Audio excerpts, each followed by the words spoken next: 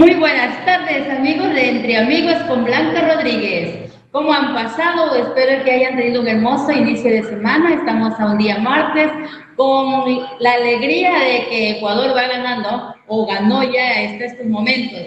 Bueno, el día de hoy en este programa tenemos como invitado a Mario Murgueiti, una persona que tal vez muchos no la conocen, pero sí que ayuda y lleva alegría a mucha gente. Vamos a conocer cuál es el trabajo de Mario, en dónde lo hace y a quiénes está ayudando. ¿A quiénes ayuda? Es a las personas más vulnerables que tenemos, niños y adolescentes que padecen de cáncer. Y ese es el tema de hoy. Vamos a conversar con Mario, pero primero vamos a conocer un poquito de Mario. Mario es director ejecutivo de FANAC, Fundación Ayuda a Niños y Adolescentes con Cáncer Antonio López. Representante para el Ecuador de FEL, Fundación Española para la Lucha contra la Leucemia. Es ex miembro del Comité Técnico Ético en Trasplante de Progenitores Hematopoyéticos INDOT MSP. Es miembro de la SLAO, Sociedad Latinoamericana de Oncología Pediátrica. Él es nuestro invitado el día de hoy, pero antes vamos a hacerles a conocer a nuestros amigos que Entre Amigos con Blanca Rodríguez se transmite a través de Evolución Radio Comunitaria y se retransmite por AYO Comunicaciones, la coalición de medios digitales, la red de medios comunitarios de Evolución, Radio Citizen 593, Comunisur desde Bolivia, Puntos Organización Social, Plataforma Cívica Nueva Sociedad, Publicarte al Día desde Loja, Red Joven, Tu Imagen Cuenta, Voces Milano en Italia, y también nos pueden seguir por todas las redes sociales. Bienvenido, Mario. Muy buenas tardes a este programa de Entre Amigos con Blanca Rodríguez. Muy buenas tardes, amigos televidentes y oyentes quienes nos escuchan en varios países del mundo a través de esta radio comunitaria. Gracias a la señorita Blanca Rodríguez de su programa Entre Amigos. Aquí estamos dispuestos a responder las inquietudes que tengan respecto del cáncer infanto-juvenil. Mario, muchísimas gracias a ti por estar en mi programa, quien nos va a ayudar a conocer esta problemática que padecen muchos de nuestros niños y adolescentes. Mario, tú representas el director ejecutivo de FANAC. ¿Qué es FANAC? FANAC es la Fundación de Ayuda a Niños y Adolescentes con Cáncer. Nuestra misión es contribuir a mejorar la calidad de vida de los niños y adolescentes que padecen cáncer en nuestro país. Cabe señalar que tenemos tres ejes fundamentales sobre los cuales trabajamos. Lo nuestro está muy pegado y estrictamente pegado a la medicina. No por eso dejamos de lado la atención en los temas sociales. De hecho, se forma o se genera un costo social que la gente no lo ve cuando un niño en familia es diagnosticado con esta patología. Mario, sabemos que el cáncer entre niños y adolescentes empieza a muy temprana edad, y la mayor parte de cáncer que padecen los niños he escuchado que es la leucemia. ¿Es verdad esto? Sí, entre las patologías que más afectan a los niños, la que tiene una tasa bastante alta de incidencia es la leucemia. Cabe señalar que la leucemia no es una sola, tienen por diversos factores de alteraciones genéticas, tienen otras denominaciones. Por ejemplo, hablamos de una leucemia linfoblástica aguda, de alto riesgo, bajo riesgo. Tenemos leucemia mieloide crónica, mieloide aguda. Tenemos otras afectaciones a los niños, se les da anemias aplásicas, también tienen síndromes mielodisplásicos, anemia de Fanconi, tenemos linfomas, tenemos tumores cerebrales, tenemos tumores sólidos como el tumor de Wilms, el neuroblastoma, entre otras patologías que son totalmente diferentes si las relacionamos con las patologías de los adultos y por ende necesitan un tratamiento totalmente diferente. Mario, tu fundación en sí, ¿cuál es la ayuda que brinda a los niños y adolescentes que padecen estos distintos tipos de cáncer?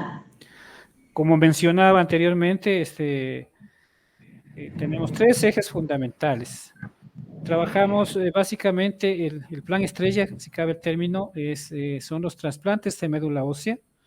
Tengo la suerte de haber derivado varios pacientes al exterior, ya que cuando iniciamos en esto, este procedimiento terapéutico, que sin ser la panacea, es una verdadera esperanza de vida, y nuestro país todavía no se lo hacía o estaba recién en procesos embrionarios. De tal manera que iniciamos esta misión nuestra desde el año 2005 y hemos tenido la suerte de enviar, hemos perdido ya la cuenta de cuántos pacientes, pero debo decir con toda modestia que tenemos un 14, digamos un 74% de sobrevida de todos estos niños que fueron a trasplantarse a España. Gracias a la Fundación Española para la Lucha contra la Leucemia, con quienes mantenemos un convenio mediante el cual podemos hacer que los niños que necesitan este procedimiento terapéutico puedan viajar y acceder al mismo. Lamentablemente no tenemos cooperación a nivel nacional, tenemos muchas trabas, esto genera varios inconvenientes para que los pacientes puedan acceder a este viaje que es una esperanza de vida, pero existe una ley que se la creó en el gobierno del señor Correa. Cabe señalar que fui parte del Comité de Trasplantes de Progenitores Hematopoyéticos o de Médula Ósea del INDOT, Instituto Nacional de Donación y Trasplantes de Órganos y Tejidos. Y ahí se formuló la ley de trasplantes, donde cuando tú vas a obtener tu cédula de identidad, te preguntas si quieres ser donante o no quieres ser donante. De hecho, si tú tuvieras la negativa, si sabes que yo no quiero ser donante, si tú necesitaras un órgano a un debido momento, pues esperamos que no ocurra, pues no te va a negar el Estado. Lo que sí hay que informar también es que el trasplante de médula ósea es uno de los más caros del mundo. Hablamos de $300,000 el costo. Puede llegar en Estados Unidos a costar $800,000. Pero esto, gracias a la ley que se creó en esa época, el Estado asume el costo. Si tú tienes afiliación al IES, lo paga el IES. Si tienes ISFA, que es de las Fuerzas Armadas, o ISPOL, lo pagan esas instituciones por ley. Si no tuvieras nada de eso, la cobertura te brinda el Ministerio de Salud Pública a través de la red de ayuda que mantiene el Ministerio de Salud Pública. O sea, el paciente no paga absolutamente nada, sino que los procesos son un poco engorrosos, porque mientras tú generas un documento, el que ya tenías se ha caducado. Eso genera una problemática también adicional, ¿no? O sea, buscar la posibilidad de salir del país no es tan sencillo. Entonces, tu fundación le ayuda a agilitar todos los trámites para que puedan acceder a este beneficio. Bueno, los casos cuando vienen a nuestra institución, primero que nada tiene que tener indicación de trasplante, ya sea por la evolución de la enfermedad o por la patología directa, ¿no? Por ejemplo, hay patologías como anemia de Fanconi o una leucemia que tiene una alteración genética adicional que se llama cromosoma Filadelfia. Eso es mandatorio de trasplante, como el síndrome mielodisplásico, sin trasplante no se cura, y hay otro tipo de enfermedades adicionales. Entonces, nos buscan, de pronto nos deriva el especialista, el médico tratante. Él tiene que solicitar un estudio previamente que se llama histocompatibilidad. Esto sirve para buscar en la familia del paciente un posible donante. Entonces, ahí se inicia el camino, hay que ir paso a paso. Cuando ya el paciente tiene indicación de trasplante, nosotros le hacemos los estudios de HLA, enviamos las muestras, nada hacemos aquí en el país, todo hacemos en España, y este examen nos determina el camino a seguir o el norte a seguir. Si tiene donante, mediante ley, eso también hay que la gente debe conocer, que la ley prevé que si el trasplante que necesita el paciente tiene el paciente la suerte de contar con un donante compatible, el trasplante se lo realiza aquí en Solca, Guayaquil. Diríamos que es, entre comillas, el más sencillo. Pero si no tuviera donante, se transforma en un trasplante de alta complejidad, lo que significa que tiene que ser derivado al exterior, porque no tenemos todavía, vamos avanzando, pero despacio en este tema de los trasplantes. En Guayaquil se realizan inclusive con cordones umbilicales en ciertos casos. Yo sé que en Sol Caquito también ha dado un paso gigante, ya se hacen trasplantes autólogos, que es del mismo paciente, le dan unas sesiones fuertes de quimioterapia para digamos, limpiar su médula y luego infundir la misma médula de ellos una vez sanar, ¿no? Para que empiece a trabajar. Sé que los autólogos también los hacen en Guayaquil y creo que tenemos una interrupción. Entonces, bueno, decíamos que se vamos a ir paso a paso. Por ley decía que se tiene que hacer el trasplante, si es que tiene donantes, se lo hace aquí en Guayaquil. De lo contrario, tiene que ser un caso internacional.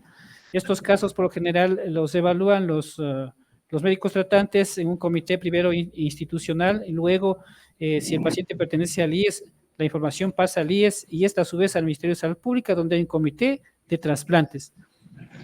Mario, sí. Aparte de ustedes brindarle ese apoyo, esa ayuda a los niños que padecen en sí la enfermedad, y con los familiares, ¿hacen algún trabajo con ellos? Porque en sí no solamente la enfermedad afecta al paciente, sino a todo el entorno familiar. ¿La fundación tiene algún trabajo con los familiares también? Sí, claro, nosotros hacemos aquí, se llama la primera contención. Es cuando recién un familiar o una madre o el padre del paciente recibió el diagnóstico. Entonces los papás no saben a dónde ir ni a quién acudir. Es un shock que no termina hasta el final del tratamiento porque es una constante del papá. Primero, genera un problema social enorme y nosotros brindamos aquí orientación en ese sentido. ¿Qué significa esto? Que le vamos diciendo, mire, la enfermedad es así, le va a tocar hacer esto, y le vamos orientando para que él tenga un conocimiento previo de lo que le viene, porque le va a cambiar la vida, le va a cambiar totalmente la vida. El niño va a tener problemas de escolaridad, va a tener problemas de neutropenia, trombocitopenia, una serie de circunstancias que las va a hacer vivir a través del tratamiento, porque la quimioterapia, valga la aclaración, no es una terapia selectiva. Quiere decir que afecta lo bueno y también lo malo. Entonces hay etapas bastante críticas y dolorosas para los pacientes y en eso les ayudamos a los papás para que estén como alertados de lo que se les va a venir. Difícilmente el cáncer infantil se puede prevenir, ¿no? O sea, no como en el adulto, por ejemplo, el cáncer de pulmón. Si dejas de fumar, no te va a dar cáncer de pulmón.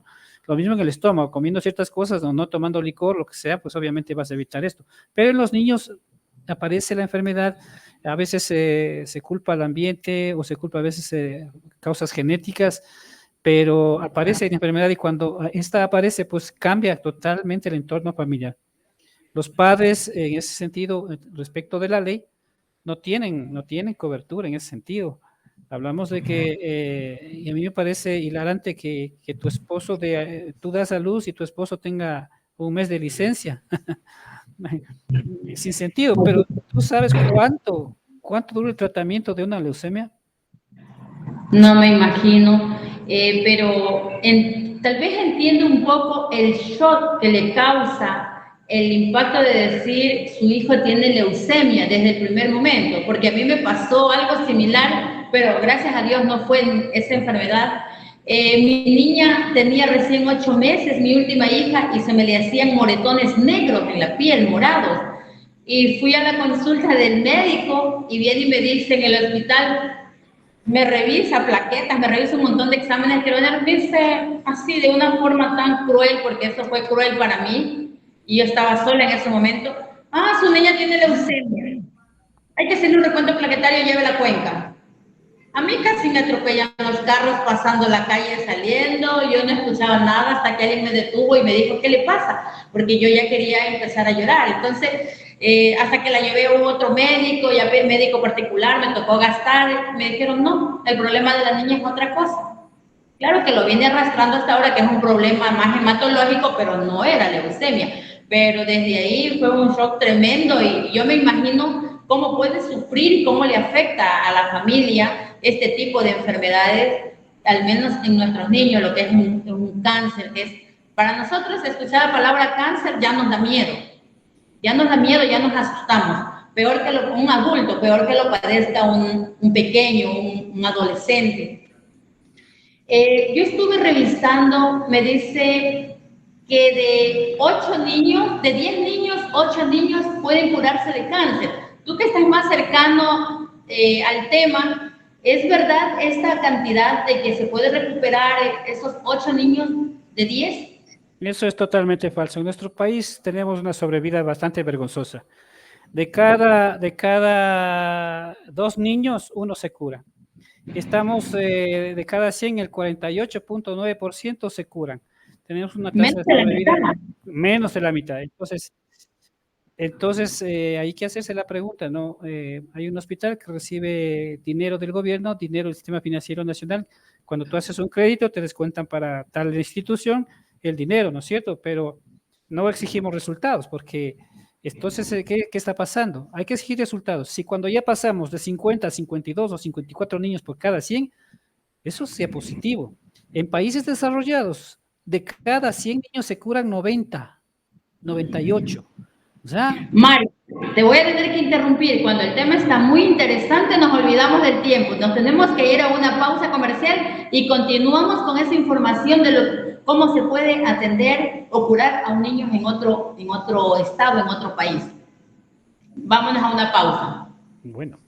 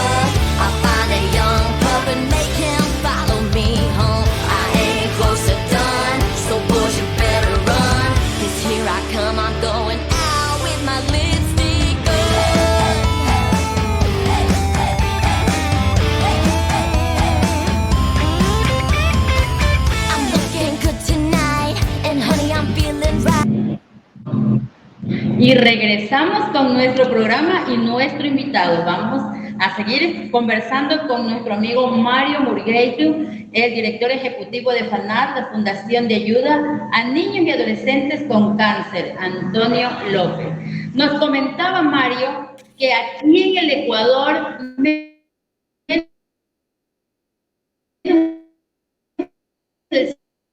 50 y adolescentes son los que se recuperan. Pero nos estaba hablando de una tasa muy diferente en otros países que no es Ecuador, fuera del Ecuador. Cuéntanos, Mario, ¿cómo son atendidos y pueden salvarse más niños? Bueno, el secreto está en el diagnóstico precoz del cáncer infantil. Hay ciertas patologías que tienen distintas señales de alarma. Por ejemplo, la leucemia es una de las señales que a ti, a tu hijita le había dado. Son los moretones, fiebres sin causa, que no cesan, les da salpullido, hinchazón del estómago, dolores musculares, les brota petequias, sangrados sin haber recibido golpes. Todo ese tipo de señales hacen que el papá debe estar preocupado y llevarle a control inmediatamente. La causa de que a veces no se diagnostique a tiempo puede ser el fallecimiento del paciente, porque va a pasar el paciente lo que a ti te sucedió. Si un médico, tú no estás conforme con ese diagnóstico, vas a otro médico y bueno, finalmente pasas por 4 o 5 manos hasta que finalmente te dicen, mire, su hijo tiene leucemia. Entonces, hay exámenes básicos que tienen que aprender a hacer los papitos. Es, por ejemplo, una biometría hemática completa. Cuando se duda de que sea o no sea una patología de cáncer, hay que hacer un aspirado de líquido cefalorraquídeo y aspirado de médula para poder obtener un conteo exacto de que si tiene o no tiene blastos, que son las células malignas. Entonces, ese tiempo se llama, en oncología pediátrica, se llama tiempo perdido de oncología pediátrica, porque ese niño, si hubiera sido diagnosticado oportunamente, habría ido, en lugar de estar 2, 3 meses de médico en médico, habría ido referido directamente al hospital especializado y empezar a recibir su tratamiento. Lo que pasa con una patología que es bastante agresiva, el osteosarcoma, voy a hablar de eso porque es un ejemplo claro, ¿no? Por ejemplo, en la zona rural, algún niño tuvo un incidente, se cayó, se golpeó con alguna herramienta. ¿Y qué es lo que hace primero el padre? ¿A dónde va primero? Primero va al curandero, ¿no es cierto? Al curandero, o en ciertas zonas más cerradas todavía, al chamán. Entonces, ese tiempo es preciso. Si al paciente sigue con dolor, ya el tumor del osteosarcoma empieza ya a germinar y empieza a formarse. Y cuando ya no soporta el dolor, le llevan al centro, al centro de salud, porque así está la situación ahora, esa es la vuelta que hay que darla, ¿no? Pero el médico le va a decir, turno por aquí, turno por allá, pedir el tiempo, hagámosle una placa de rayos X, aquí veo algo que no me gusta. En ese momento debe decir, ¿sabe qué? Esos dolores no son normales. Vaya a un centro especializado, tiene que ir a un hospital de especialidad donde le puedan diagnosticar. Cuando ya llegan, tú no has visto qué asombroso es cómo vienen los chicos con los brazos o las piernas con un grado tumoral enorme, enorme. Entonces, la única opción para estos pacientes es las ablaciones, o como se denominan amputaciones de los miembros superiores o inferiores. Y claro, ahí no termina la cosa, porque finalmente a lo mejor puede darles también metástasis pulmonar y esos niños terminan falleciendo. Eso determina que a través de la academia, donde se forman los médicos, deberían darles una directriz en ese sentido para que cada caso que vean que hay alguna sospecha, es preferible no perder el tiempo, sino mandarle al especialista, decir, mire, revíselo bien, hágale estos exámenes para descartar o corroborar lo que puede ser una leucemia o una enfermedad de cáncer. Entonces, eso es valiosísimo para que entonces tengan mejores probabilidades de poder curarse. En el aspecto emocional, debo mencionar que, claro, los papás están devastados. Aquí somos una ayuda en el tema de un oído, porque en ese momento tú tienes problemas, el costo social es este. A ver, en la empresa está diagnosticado el chico, ¿no es cierto? En la empresa tú vas, pides permiso, te dicen, bueno, le damos permiso, pero pasa 5 o 6 meses, te dan hasta te ayudan económicamente, porque hacen rifas, etcétera. Pero pasa cierto tiempo y ya te dice, bueno, señor, tiene que elegir, o sea, o va al hospital o trabaja. Entonces, uno de los dos cónyuges tiene que dejar el trabajo. ¿Esto qué ocasiona? ¿Qué ocasiona esto? Esto ocasiona un costo social en lo económico bastante grave. ¿Por qué? Porque con el sistema de salud que tenemos a nivel público tan venido abajo, tan venido a menos, ya en Guayaquil se han muerto más de 100 y pico de pacientes, ya perdimos la cuenta, por la falta de humanidad de este gobierno indolente, que hizo que no se compren las medicinas. Un paciente que esté en pleno tratamiento no puede más de 8 días dejar de recibir tratamiento, porque si suspende la quimio ese tiempo y empieza después, el resultado finalmente no va a ser lo que queremos, ¿no? Obviamente va a recaer ese paciente y va a fallecer. Están sentenciados a muerte, la verdad. O sea, no es ninguna situación así de manejar por encima como se ha manejado el sistema de salud en nuestro país respecto al abastecimiento de medicamentos. Brindamos el soporte emocional, la ayuda, la orientación, le decimos, vea papito, tiene que hacer esto no tiene que hacer. En las leyes tenemos que trabajar en una ley de cáncer infantil porque es independiente de las patologías de los adultos, merece una atención integral. Tiene que hacerse lo que no se hace en nuestro país, una alianza terapéutica. Cuando tú sufriste esa situación, la situación es la siguiente, tiene que formarse una alianza terapéutica. ¿Qué quiere decir esto? El médico con psicólogo o el psicooncólogo y la familia, para que juntos puedan sobrellevar tremenda situación que se les viene encima, ¿no? O sea, le cambia la vida a la familia. Cuando pierde trabajo se agrava la situación. Si tienen otros hijos, hay niños que terminan pidiendo también estar enfermos porque todo el mundo se vuelca al paciente que está enfermo. Y esto causa otro problema psicológico. Las instituciones educativas, desde las universidades, yo he tenido pacientes universitarios que han venido a quejarse diciéndome, me han dicho que hay una nota que no me quieren pasar y me han dicho los profesores, mira, el profesor dice, tú faltas mucho, conmigo no pasas, ni vengas a hablar. Yo digo, este señor es un ignorante porque no conoce lo que es un cáncer, lo que es una quimioterapia, o sea, por Dios. O educación física, corre hoy, te estás quedando a último, ¿qué pasa? Entonces, todo este tipo de cosas tienen que cambiar. Los pacientes que tienen cáncer no necesitan dádivas, sino ayuda, una ayuda efectiva, no que se les sienta pena, sino tratarles de forma diferente. Tienen muchas capacidades, de hecho ahora ya hay aulas domiciliarias, aulas hospitalarias, pero hace falta mucho. Y ahí nos queda debiendo a las instituciones de salud donde se manejan estas patologías, de dar información a los centros educativos para que los pacientes no sean discriminados, porque hasta eso más existe. Porque cuando un paciente recibe quimioterapia o radioterapia, su apariencia física cambia notablemente. Pierden el pelo, se hacen más pálidos, andan con gorritas, van con mascarilla todo el tiempo. Entonces, de esto se aleja pensando que él les va a contagiar. El cáncer no es contagioso. Más bien, nuestros pacientes deben cuidarse de todo el entorno. En cuanto al abandono, mira, el 40% de pacientes abandonan el tratamiento, la mayoría por desconocimiento, o otros porque si viven en el lago Agrio, fíjate, o viven en una ciudad bien alejada de los centros principales donde están las unidades especializadas, si no tienen para el bus, simplemente no vienen. O sea, no vienen, no tuve para el bus. Eso va marcando la distancia entre que se cure o no se cure. Y lo otro es también los efectos secundarios de la quimioterapia son bastante alarmantes. O sea, hay niños que se desmayan, hay niños que vomitan, hay niños que la pasan muy mal.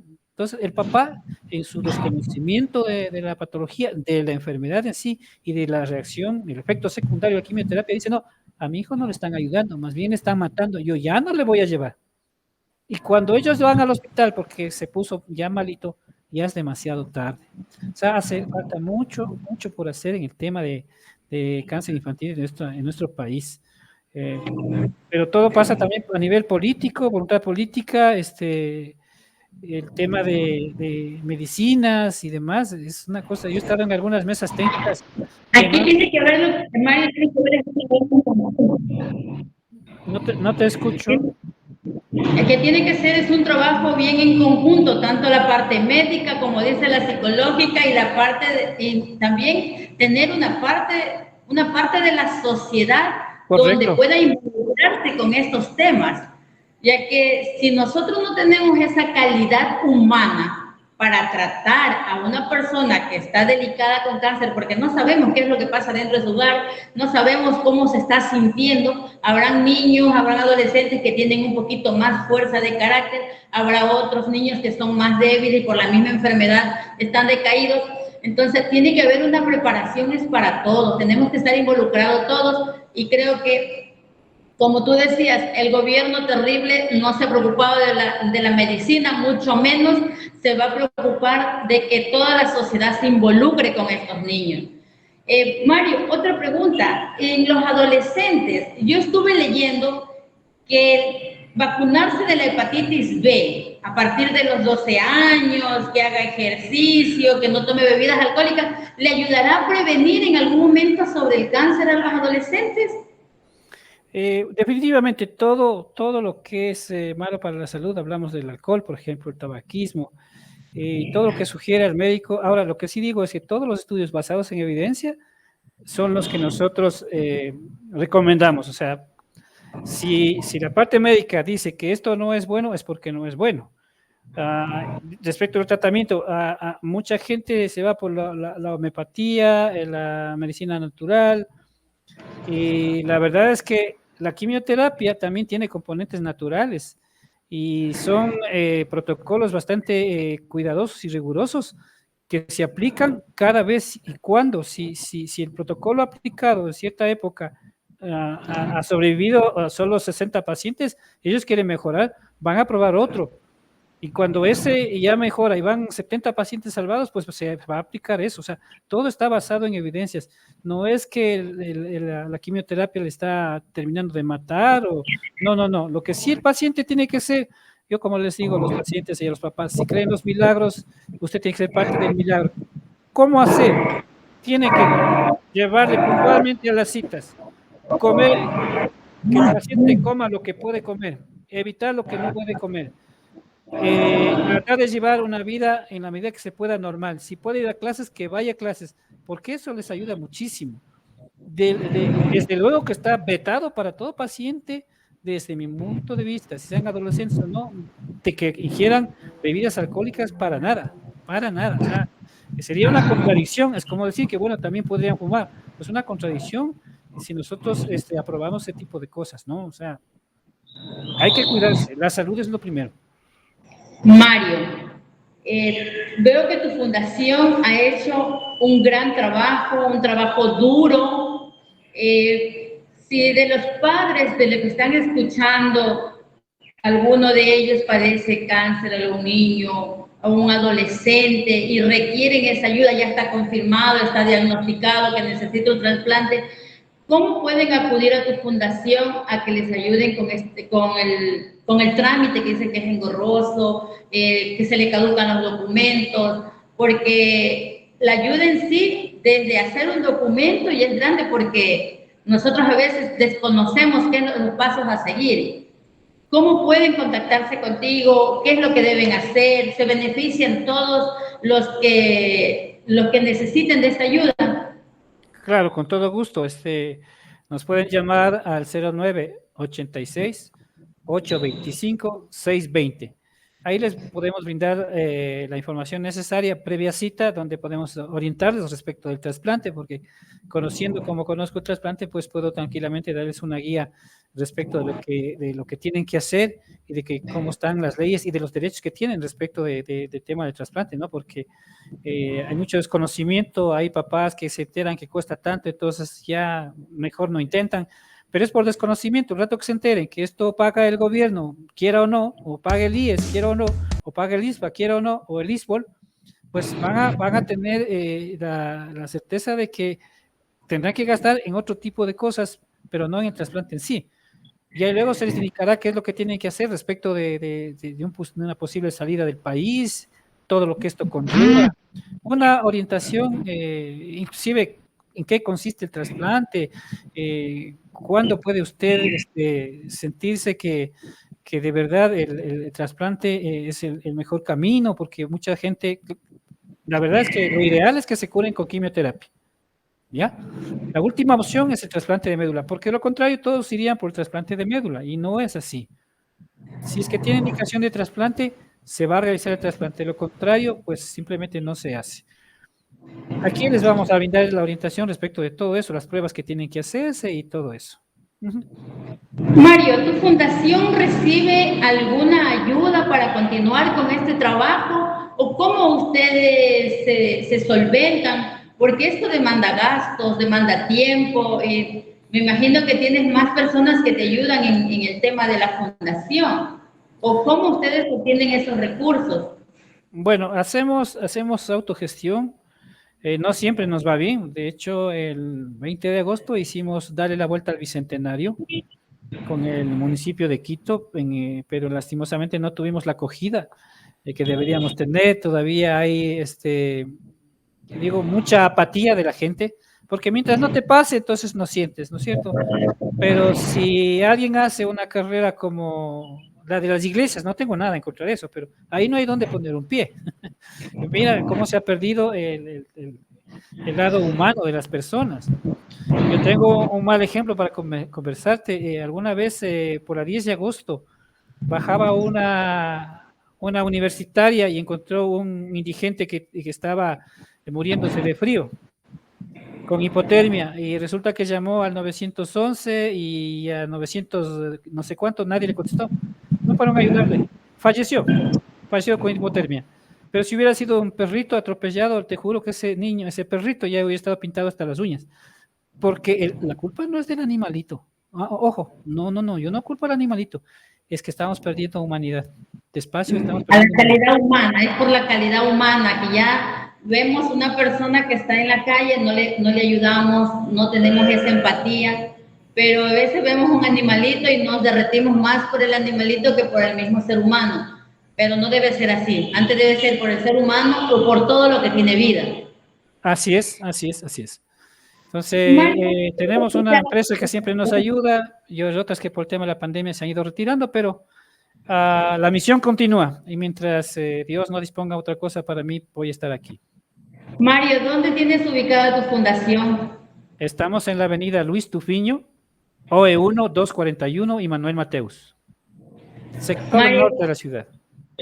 yo siempre digo que cuando tenemos un tema interesante, que cuando necesitamos mucha más información, el tiempo es nuestro enemigo y se nos termina el tiempo, el programa.